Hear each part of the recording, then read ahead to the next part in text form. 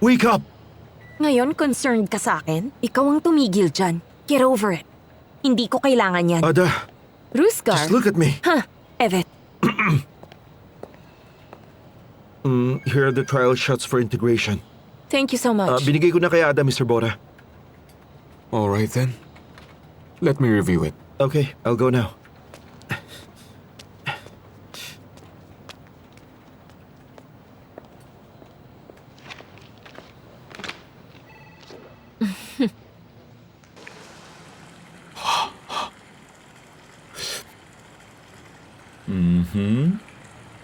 Evren, my dear. Do you really think that Dugche is the right one and she can do this?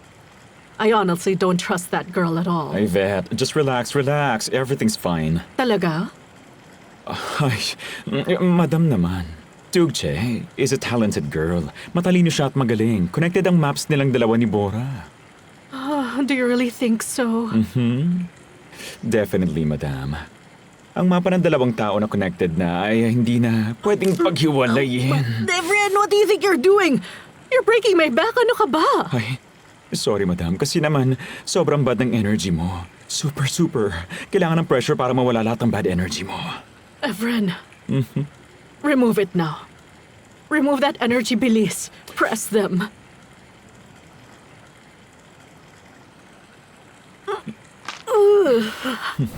I value my employees, Ada, and in return, ang gusto ko ay gawin nila nang maayos ang trabaho nila. Did you get me? Oo naman, Mr. Bora. I'm really sorry about this. Kasi biglang may kailangan gawin si Miss Dugche, so I just wanted to help her with her article. Kung may iba kang gagawin, you have to ask for my permission first. You're right, Mr. Bora. Hindi ko na uulitin to. I will not tolerate this kind of things at work, Ada. Hindi mo pwede i-set aside ang trabaho mo. Mr. Bora, wait lang. Mali ang iniisip mo sa nangyari. Si Ruskar, si Mr. Ruskar, binigay niya lang naman tong file sa akin. Kaya... I'll wait for you in the car. Wait.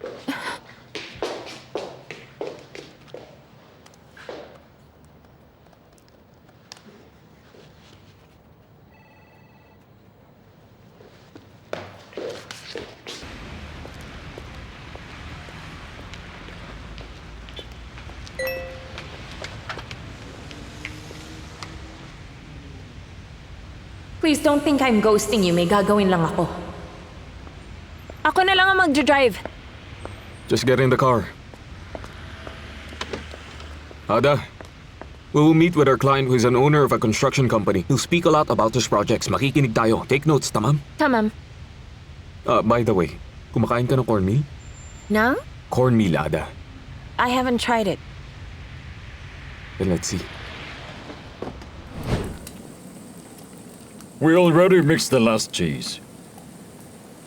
You will love this, Mr. Bora, that's for sure. Hindi ako mapapahiya.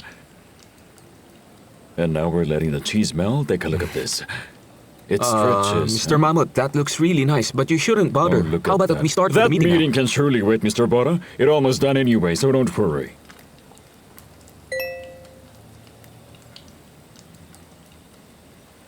Feeling ko pet peeve mo yung taong pinaghihintay ka na matagal. I'm really in a bad place right now. I assure you makakalimutan mo lahat kapag natikman mo na to, sir. Coincidentally, I am too. Mag-isa ka ba? No, I'm with my assistant.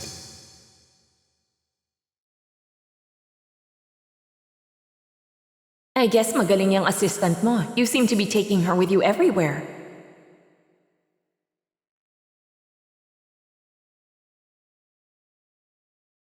It's actually hard to deal with her sometimes, pero okay naman.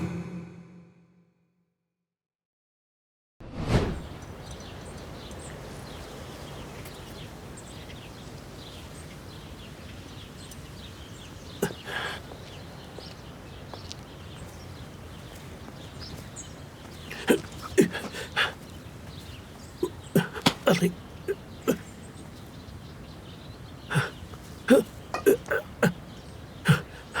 Fainting little uncle, it's you!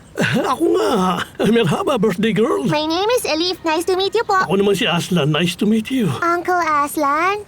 Yvette, Bakit ka natatawa? Because lions are bigger than you, Uncle. Malaki ang forest at maraming nakatira doon, Elif. Hindi lahat ay malaki kagaya ng baba mo, naintindihan mo? You mentioned my baba, Uncle Aslan. Kilala mo bang baba ko? Oo, kilala ko siya. Do you want me to tell you about them, Uncle Aslan? Pati ang anne mo. Wala na po ang anne at baba ko. They said they're somewhere above and that they see me. Pero gusto ko rin silang makita. I can't tell my grandparents kasi pagagalitan nila ako. Pati yung uncle ko. Yung uncle mo ba'y si Bora? Elif? Elif, where are you, my dear? Oh, that's my grandma. Pwede bang kwentuhan mo ako tungkol kay na baba at anne next time na magkita tayo? Tamam, kapag nakita ulit tayo.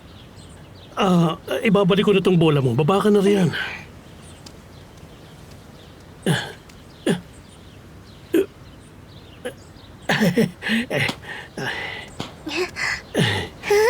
Bye-bye.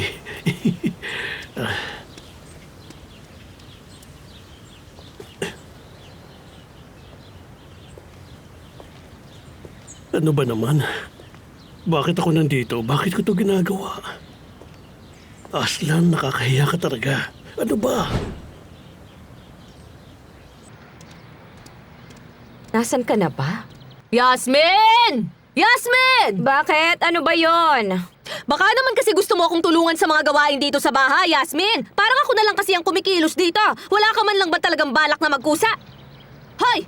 Kahit man lang sana punasan mo yung bintana. Tamam. Ano ka ba naman? Tamam, sige. At saan ka pupunta? Hoy! Hoy!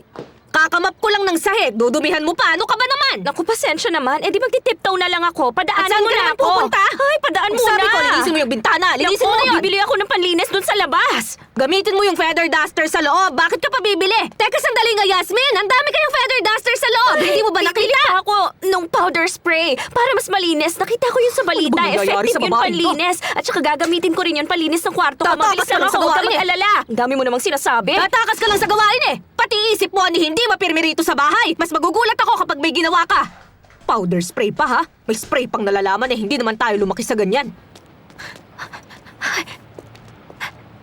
Mr. Nekmi. Ako nga si Nechmi, ma'am. Merhaba, Nekmi. Merhaba. Ako si Yasmin. Pamangkin ko si Ada. Auntie ka ni Ada? Akala ko pa naman, ma'am. Magkapatid kayong dalawa. Ikaw talaga, Mr. Nekmi. Mr. Nekmi, may nabanggit ka sa brother-in-law ko tungkol sa asawa ni Ada? Rusgar ba yung pangalan niya? Evet. Si Rusgar nga. Yung blanding Diba? lalaki. Siya yung kulay yung mata? Okay naman siya, Mr. Nekmi. Bakit, Miss Yasmin? Meron lang sana akong request sa'yo, Mr. Nekmi. Sabihin mo lang kung ano. Malaki ang problema ko sa kapatid ko, Mr. Nekmi. Napaka-iksi ng pasensya niya at saka mahirap siyang kausap. Kaya itong sinasabi mong si Rusgar, wala na siya. Huwag mo nang babanggitin. Ibig sabihin. Ang ibig ko sabihin, kapag tinanong ka ulit ng brother-in-law ko, sabihin mo nagkamali ka lang ng nasabi sa kanya. Basta huwag mo nang babanggitin yung Rusgar. Sige na naman, Mr. Nekmi. Gawin mo na para sa akin. Sige na. Siyempre naman, Miss Yeah, Yasmin. thanks, Mr. Nekmi. Alam mo, cute ka rin pala, Mr. Nekmi. Maiwan na kita. Ay. Ano ba yan? Hindi ko maintindihan. Bakit kasi asawa agad ang tawag sa lalaki kahit boyfriend pa lang naman yun?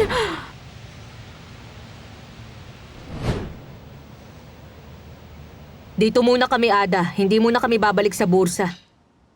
Ano naman ang ibig sabihin niyan, Auntie?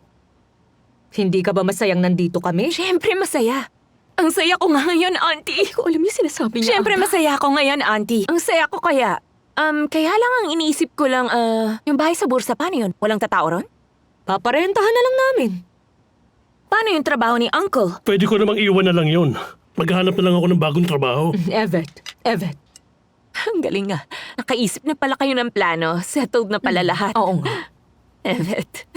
Sasamahan ka namin, Ada, hanggang maikasal ka.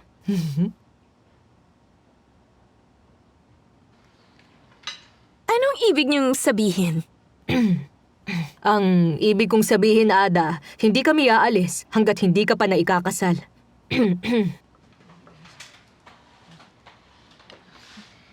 Auntie Nergis? At Uncle Aslan? Uncle? Auntie? Napag-usapan na natin to dati, hindi ba? Wala pa sa isip kong magpakasal. Busy pa ako ngayon sa career. Yun ang priority ko. At dun muna ang focus ko. At Gusto ko magsuot ng ganitong blazer sa office. Ada, nung wala pa sa isip mong magpapakasal. Ano yung sinasabi mong ayaw mong magpakasal, Ada, ha? Karir mo ang priority mo ngayon? At sino namang nagturo sa'yo niyan? Sandali, ha? Hindi ko maintindihan. Anong nangyayari? Hindi ko maintindihan ang nangyayari sa'yo, Ada. Hindi pwedeng ganyan. Hindi ko maintindihan. Umalis ka nga, Rian. Abi, alis! Lumabas ka, Rian. Kasalanan mo lahat ng to kung ba't nagkakagulo. Ikaw kasi! Kasalanan mo to! Ganito kasi yan.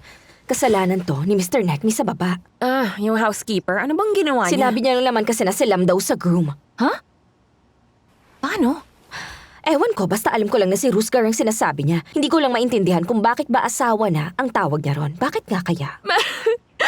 Mapapangasawa yata ang ibig niyang sabihin, Abla. Tama nga naman. Yan nga ang ibig niyang sabihin. Ay, si Mr. Neckme. Tamam, kinausap ko na siya kanina, Ada, at maayos ko namang pinaalala, wala na siyang pagsasabihan ng tungkol kay Rusgar, kaya huwag ka mag-alala. Maraming Hayaan mo na. salamat, ang galing mo Yvette. talaga. Ada, may iba lang tayo saglit. Ano na bang balita kina Tugchet Bora? Palpak, Auntie. Para kasing hindi success eh. Hindi naging effective yung isa sa pinaka-importanteng panlaban ng mga babae. Ay, sayang naman, Ada. Huwag ka mag-alala, Auntie. Tulungan mo naman ako, Auntie. Halika. Auntie, itong magandang pamangkin mo Na? ay nakaisip na ng ibang paraan. Nagpapalitan na ng messages sina Mr. Bora at Tugce. Walang ideya si Mr. Bora. Hindi alam ni Mr. Bora na si Tugce ang kausap niya. At di niya naman alam na ako nagtatype ng messages. Ha? Parang yung sa movie. I mean, yung ideal guy na may lead na gwapo at matangkad. Alam mo yun, Ang Auntie? galing. Ganyan kasi mag-usap yung lead sa movie. Oo nga. Yun nga yun. Ang romantic ng movie na yun. Gusto ko yung movie na yun.